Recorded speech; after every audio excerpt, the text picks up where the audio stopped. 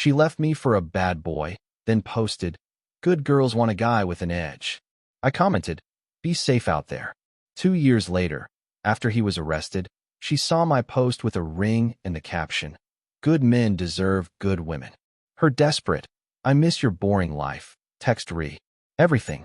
I, 31M, still remember the exact moment I saw her post. 2 years ago, on a random Tuesday evening, scrolling through social media after another long day at the office. There it was, a photo of her with him, his tattooed arm draped possessively over her shoulders, both of them on some motorcycle. The caption read, "Good girls want a guy with an edge." My chest tightened. We'd been broken up for 3 months by then, but seeing it still stung. She'd left me because I was too predictable, too safe, too boring. Those were her exact words when she packed her things from our apartment. I'd come home from work that day expecting to discuss wedding venues. We'd been together 4 years, engaged for 6 months. Instead, I found half the closet empty and a note on the kitchen counter explaining that she needed excitement, passion, someone who made her feel alive. Apparently, I made her feel comfortable, and comfortable wasn't enough anymore. I stared at that post for longer than I should have. Read the comments from her friends hyping her up, congratulating her on finding someone real this time. Each word felt like a small knife. But I didn't lash out. I didn't write anything angry or bitter. I simply commented, "Be safe out there." Then I closed the app and went to bed. The months that followed were harder than I'd expected. Everyone told me I'd dodged a bullet, that someone who could leave so easily wasn't worth mourning. My best friend even threw a freedom party for me, which I appreciated even though I spent most of it nursing one beer and pretending to be okay. The apartment felt cavernous without her. I'd wake up reaching for someone who wasn't there, make coffee for 2 out of habit, catch myself about to call her when something interesting happened. Work became my refuge. I threw myself into projects, volunteered for the assignments no one else wanted, stayed late most nights because going home meant facing the silence. My boss noticed, gave me more responsibility. 6 months after the breakup, I got promoted. It helped, not with the loneliness, but with the sense that I was moving forward rather than just treading water in my own misery. I stopped checking her social media. Blocked her, actually, on a night when I'd had 2 glasses of wine and felt dangerously close to reaching out. It was the healthiest decision I'd made in months. Out of sight became out of mind, mostly. I still thought about her, but the thoughts became less frequent, less sharp. Around the 1-year mark, my sister convinced me to try dating again. Set me up with one of her coworkers, a kindergarten teacher with kind eyes and an easy laugh. It didn't work out. No spark. We both agreed after 3 dates, but it proved I could sit across from someone new without comparing them to her the entire time. That felt like progress. I started going to the gym regularly, not to transform myself, but because I needed something to do with the anxious energy that still lingered. Joined a recreational soccer league. Reconnected with college friends I'd neglected during the relationship. Slowly, without really noticing it happening, I built a life that was mine rather than ours. It felt smaller at first, but gradually it began to feel fuller, more authentic. Then I met her, the woman who would change everything. At a coffee shop, of all cliches. I'd ordered my usual, and she was behind me in line, and when the barista called out my name with my drink, she laughed and said that was her grandfather's name, that it was rare to hear it on someone my age. We talked for 20 minutes in that coffee shop, then exchanged numbers. Our first date was that weekend. She was nothing like my ex. Where my ex craved constant excitement and drama, this woman found joy in quiet mornings and deep conversations. She was a social worker, spent her days helping people navigate systems designed to fail them, came home exhausted but fulfilled. She thought my predictability was a virtue, not a flaw. Said she'd dated enough chaos to appreciate someone steady. We took it slow. Neither of us was in a rush. She'd been through her own difficult breakup a year earlier, understood what it meant to rebuild. We'd meet for dinners, take long walks, spend entire Sundays reading in the same room. It felt easy in a way I didn't know relationships could feel. There was passion, certainly, but it was wrapped in something deeper, mutual respect, genuine friendship, shared values. 8 months in, I knew I wanted to marry her. Not because I was trying to replace what I'd lost or prove something to anyone, but because I couldn't imagine my life without her in it. I started looking at rings. Talked to her sister to get sizing information. Planned a proposal that would be meaningful without being ostentatious. Dinner at the restaurant where we'd had our first date. Nothing fancy, just us. The morning I was going to propose, I was nervous in the best way. Had the ring in my pocket, had rehearsed what I wanted to say. We took a photo before dinner. One of those couple photos where we both looked genuinely happy. I posted it that evening after she said yes, after we'd called our families, after the champagne and tears and laughter. The caption wrote itself. Good men deserve good women. I didn't think about my ex when I posted it. Didn't intend it as a message to her. It was just a truth I'd learned, something I wanted to share with people who'd supported me through the worst year of my life. The post got a lot of love, friends and family congratulating us, people I hadn't spoken to in years reaching out with well wishes. I barely looked at the comments after the first hour. 3 days later, I received the text. Unknown number, but I recognized it immediately. My hands went cold holding the phone. She'd changed her number at some point, but the typing style was unmistakable.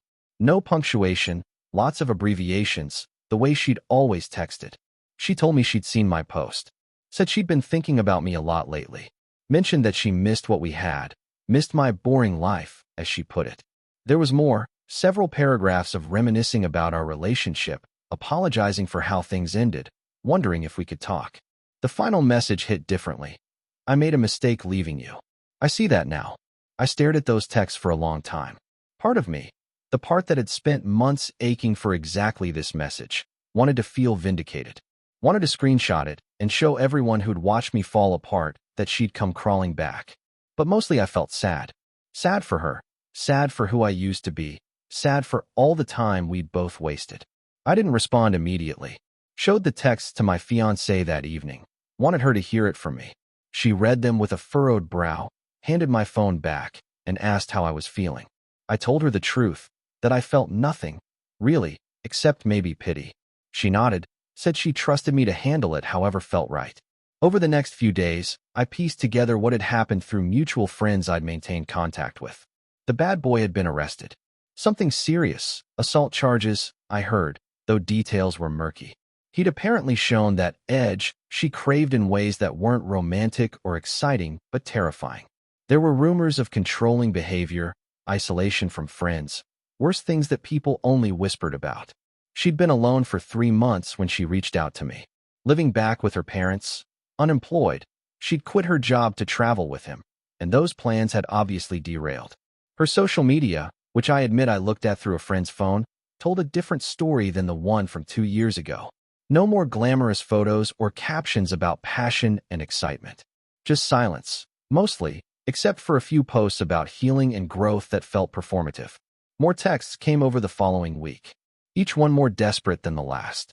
She asked if we could meet for coffee, just to talk. Said she understood if I'd moved on, but needed closure. Claimed she'd changed, grown, learned what really mattered. The messages oscillated between apologetic and entitled, sorry for hurting me, but also seeming to expect I'd be available to help her through this crisis. I finally responded after a week. Kept it brief. Told her I was glad she was safe, hoped she found the support she needed, but that chapter of my life was closed. Wished her the best, and asked her not to contact me again. It felt both necessary and cruel. She deserved honesty, even if it hurt. She didn't take it well. The responses came rapid fire. Anger, bargaining, more apologies, accusations that I'd never really loved her if I could move on so easily. I read them all, but didn't reply. Eventually, I blocked the new number too. My fiancé held my hand through it, never once making me feel guilty for the situation or the attention my ex was demanding. A mutual friend called me a few days later. Wanted to give me a heads up that my ex was telling people I'd been cruel to her, that my engagement post had been targeted, designed to hurt her when she was already down. The irony wasn't lost on me. She could leave me at my lowest, but I was expected to cushion her landing when her choices caught up with her. I thanked the friend for the warning, but said I wasn't interested in managing her narrative. The truth was simpler than she wanted to believe. I hadn't posted that photo to hurt her. Hadn't chosen that caption as revenge. I'd simply found someone who valued the same things I did, who saw my steadiness as a strength rather than a weakness. The fact that it contrasted sharply with her own situation wasn't my doing. It was just life working itself out. My fiancé asked me once if I felt guilty. We were lying in bed, a week after everything had settled down, and she posed the question gently, giving me space to be honest. I thought about it, considered whether I should feel bad for finding happiness while my ex struggled. But the answer was no.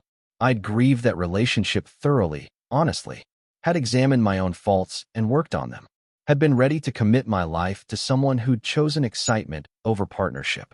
Her leaving had devastated me, but it had also freed me to find something better. There was a certain poetry to it all, though I never said that out loud. She'd wanted someone with an edge, someone unpredictable and dangerous. Got exactly what she asked for, discovered too late that those qualities don't build stable lives. Meanwhile, I'd been discarded for being boring and safe, and those were the exact qualities that had helped me build something real with someone else. Update 1. A month passed quietly. Wedding planning consumed most of my free time in the best possible way. We'd set a date for the following spring. We're touring venues, sampling cakes, arguing good-naturedly about whether the ceremony should be indoors or outdoors. My fiancé's mother had strong opinions about everything, which was equal parts exhausting and endearing. Life felt normal, happy, uncomplicated. Then my ex showed up at my office. The receptionist called my extension, voice uncertain, saying someone was in the lobby asking for me. Claimed it was urgent. I went down thinking it was a courier or a vendor, and there she was. Thinner than I remembered, hair shorter, makeup subtle in a way that contrasted with the dramatic looks she'd favored before. She smiled when she saw me, tentative and hopeful. My stomach dropped. Asked her what she was doing there. She said she needed to talk, that texts and messages weren't enough, that I owed her a conversation after everything we'd meant to each other. Her voice was soft but insistent. People in the lobby were starting to notice, and I didn't want a scene. Told her to wait while I grabbed my coat. We walked to a park a block away. March was transitioning to April, the weather caught between winter's end and spring's beginning. She talked the entire walk, nervous chatter about the weather, about how the neighborhood had changed, about anything except why she'd ambushed me at work. I stayed silent, waiting. Once we sat on a bench away from the main paths, she finally got to it.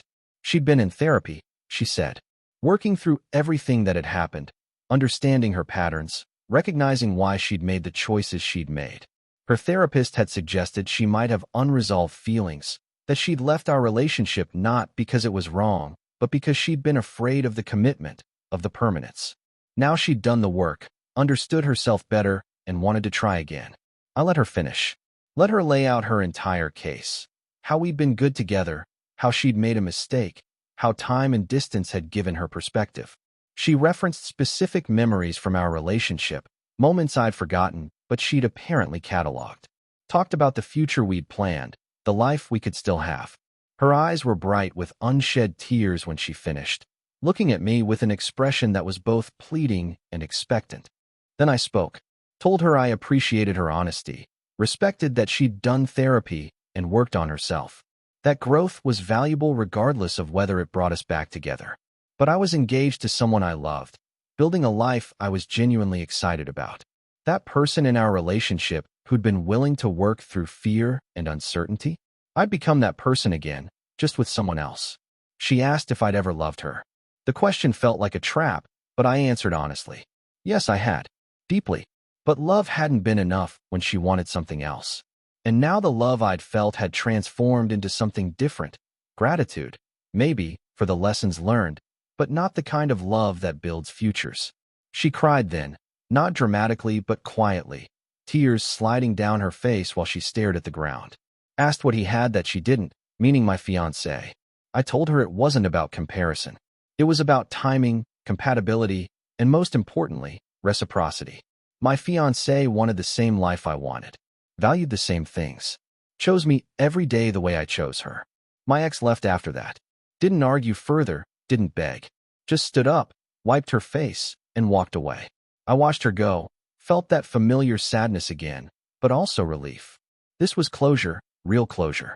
Not the kind she demanded, but the kind that happens when you finally accept that some doors close permanently.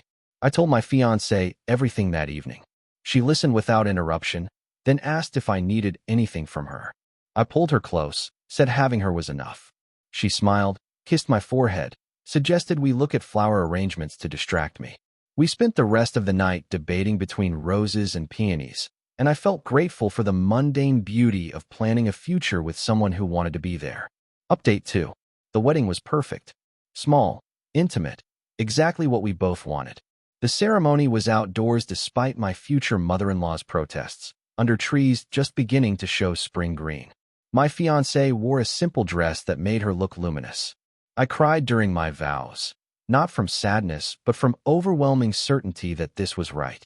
We honeymooned in Portugal, 2 weeks of exploring coastal towns and eating too much seafood. Came home tanned and relaxed, moved into a house we'd bought together, started the next chapter. Life settled into a rhythm. Work, dinners together, weekends with friends, the comfortable patterns of married life. I didn't think about my ex anymore. Not consciously. She'd become a chapter in my history rather than a character in my present. I'd heard through mutual friends that she'd moved to a different city, was doing better, had started rebuilding. I was genuinely glad. Held no animosity, no lingering bitterness. Just indifference, which felt like the healthiest possible outcome. A year after the wedding, my wife told me she was pregnant. We'd been trying, hoping, and the positive test felt like winning some cosmic lottery. Told our families, started preparing a nursery, read parenting books with a mixture of excitement and terror. Everything was falling into place in ways I couldn't have imagined during those dark months after the breakup. I thought about that sometimes, late at night when my wife was asleep beside me. How devastated I'd been. How certain I'd felt that losing my ex meant losing my future. How wrong I'd been. The life I'd planned with her would have been fine, probably. But this life, the one I'd built from the ruins of that relationship, was extraordinary. Not because it was dramatic or exciting, but because it was genuine, stable, and exactly what I needed.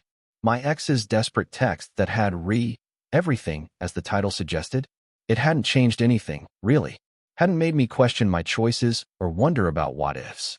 It had simply confirmed what I'd already known, that sometimes people leave because they don't know what they want, and by the time they figure it out, everyone has moved on. That's not cruelty or revenge. That's just life teaching its lessons in its own time. My son was born in December, healthy and loud and perfect. Holding him for the first time, watching my wife radiate exhausted joy, I felt complete in a way I'd never experienced before. This was what good men and good women built together. Not excitement or edge, but foundation. Home, family, future. And if my ex ever saw those photos I posted, of my son's tiny hand wrapped around my finger, of my wife glowing with new motherhood, I hoped she felt at peace rather than regret. Hoped she'd found her own version of this happiness. Because the best revenge isn't rubbing someone's face in your success. It's building a life so fulfilling that their absence becomes irrelevant. That's what I'd done. Not to spite her, but to save myself. The comment I'd left 2 years ago had been genuine. Be safe out there. She'd needed that safety more than she'd known. And I'd needed to learn that boring and predictable weren't failings, but foundations. We'd both learned our lessons, just on very different timelines and with very different outcomes. Thank you for watching. If you enjoyed this story, please hit that subscribe button. Don't forget to give it a thumbs up and share it with friends or family who might enjoy it too. Your support means a lot. And if you have any thoughts, questions, or story ideas, drop them in the comments below. I'd love to hear from you. See you in the next story.